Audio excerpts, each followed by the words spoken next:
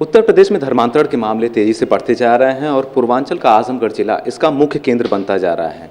इसी पे रोकथाम के लिए आजमगढ़ पुलिस कप्तान ने एक ऐसा मास्टर प्लान बनाया है जो कि न सिर्फ धर्मांतरण को रोकेगा बल्कि धर्मांतरण कराने वाले गिरोह पर भी शिकंजा कसा जा सकता है। हमारे साथ बातचीत करने के लिए मौजूद है आजमगढ़ के एसएसपी अनुराग आर्य। इनसे बात करते हैं कि किस तरीके से धर्मांतरण को रोकने के लिए इनका मास्टर प्लान चलाया जा रहा है। सर, धर्मांतरण को लेकर के किस तरीके से आजमगढ़ पुलिस सतर्क है और क्या माइंडसेट है आजमगढ़ पुलिस? जैसा कि आप अवगत हैं कि धर्मांतरण के संबंध में उत्तर प्रदेश विधि विरुद्ध धर्म संपरिवर्तन अधिनियम लागू है और अगर ऐसा कोई अपराध होता है तो उसके अंतर्गत एफआईआर दर्ज करके कार्रवाई की जाती है। चूँकि आजमगढ़ का जो क्षेत्रफल है वो काफ़ी लंबा चौड़ा है, हम लोगों के पास अलग अलग स्रोतों से सूचनाएं आती हैं, उनके ऊपर कार्रवाई की जाती है। पिछले लगभग 1.5 साल से हम लोग लगातार अभिसूचना संकलन की कार्रवाई कर रहे हैं और उस पर बहुत त्वरित कार्रवाई करते हैं। इसका परिणाम ये रहा कि हम लोगों ने 17 मुकदमे दर्ज किए हैं पिछले 1.5 साल में और लगभग 80 अभियुक्तों को गिरफ्तार किया है जो इस तरह के कृत्यों में शामिल थे।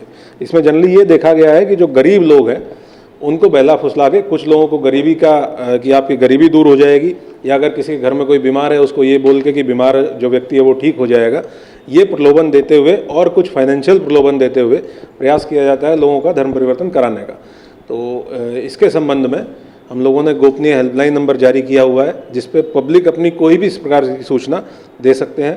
जो भी सूचना करता होगा उसकी जो पहचान है वो पूर्ण रूप से गुप्त रखी जाएगी। कोई भी व्यक्ति अगर गांव में इस प्रकार का कोई प्रयास करता है तो इस सूचना पुलिस को दें, 112 के माध्यम से पुलिस को दें। सीयूजी नंबर सभी के पास पुलिस अधिकारियों के हैं, हम लोगों के हैं। किसी भी प्रकार से पुलिस तक सूचना पहुंचाएंगे तो पुलिस उस पर त्वरित कार्रवाई करेगी और जो भी लोग इस तरह के कृत्य में शामिल हैं उनको गिरफ्तार करके जेल भेजा जाएगा। हम लोग गैंगस्टर एक्ट के अंतर्गत ही ऐसे लोगों के खिलाफ कार्रवाई कर रहे हैं और बहुत जल्द ही इसके परिणाम आपको देखने के मिलेंगे। इसके साथ साथ जो डीजीपी सर का अभियान है ऑपरेशन कन्विक्शन का, कि जो अपराधी हैं उनको सजा कराई जाए, तो 2 मुकदमे धर्म परिवर्तन के हम लोगों ने ऐसे चिन्हित किए हैं जिसमें हम लोग गवाही बहुत जल्दी करा के और उनको सजा कराने का काम भी करेंगे जिससे कि ऐसे लोगों का मनोबल टूटे और इस तरह की घटनाओं पर कंट्रोल हो।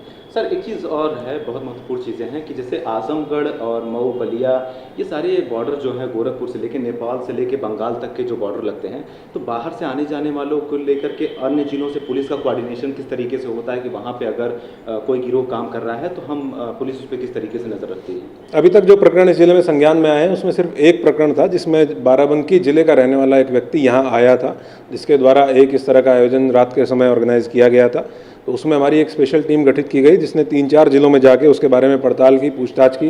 कुछ लोगों के नाम और प्रकाश में आए, कुछ लोगों की और गिरफ्तारियां की गई और उसी में हम लोग उसको चिन्हित किया गैंगस्टर के लिए भी और उसके साथ साथ सजा कराने के लिए भी उस मुकदमे को चिन्हित किया गया। तो अभी तक एक प्रकरण ऐसा आया है जिसमें दूसरे जिले के किसी व्यक्ति का इन्वॉल्वमेंट था, नहीं तो बाकी सभी प्रकरणों में स्थानीय लोग थे जो शामिल थे और उसमें भी ज़्यादातर ऐसे लोगों को प्रलोभन दिया जा रहा था जो गरीब लोग थे। आवश्यकता पड़ने पर जो दूसरे जिले की यूनिट्स है, दूसरे जिले की पुलिस फोर्स है, उनसे संपर्क किया जाता है। उनके साथ भी अब सूचना संकलन जो होता है उसको शेयर किया जाता है, इंटेलिजेंस शेयरिंग होती है और एक साथ कोऑर्डिनेशन के साथ काम किया जाता है।